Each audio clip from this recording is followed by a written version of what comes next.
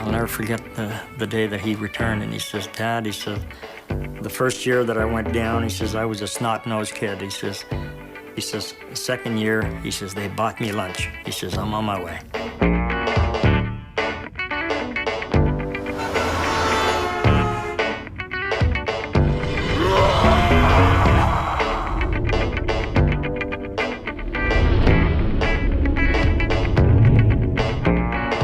You wouldn't believe Todd back then. It was probably the shyest I've ever seen him. He had his head down most of the time. He was kind of mumbling. Part of me just couldn't believe it. Like, this guy is this great, and he wants to come here? Of course. Spider-Man, when I took over Spider-Man, I thought he was in the doldrums. He was wearing a 60s hairdo, 60s clothes, 60s cars. I mean, his girlfriend, his wife at that time, Mary Jane, you know, she was a model, a New York model, but she wore clothes that looked like came from Kmart. And she didn't have, I guess, a curling iron or a blow dryer because her hair was completely limp and straight. I mean, it was, what are you talking about here? So I'm going to make her look like a glamour model, which is what she was, and I'm going to dress the guy up like a current-day 22-year-old photographer in New York City, right?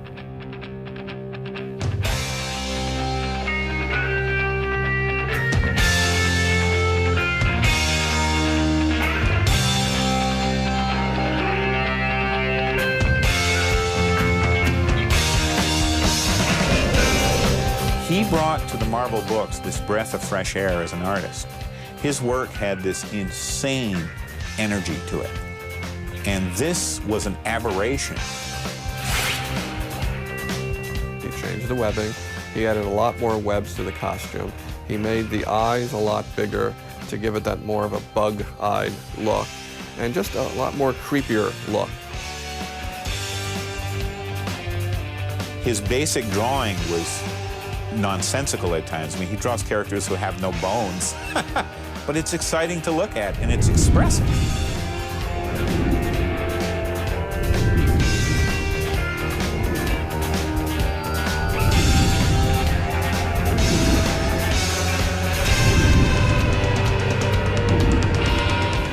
I was getting antsy that I wanted again to write my own books. I was penciling and I was inking, and I want to write them. I'm a very curious kid, and I wanted to see if I can do it.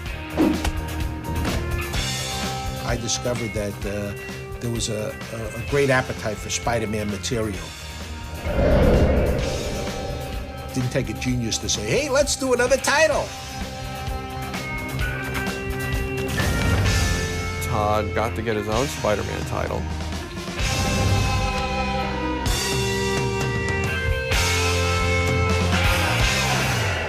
McFarlane's first issue sold over 3 million copies, which he says pays the bills.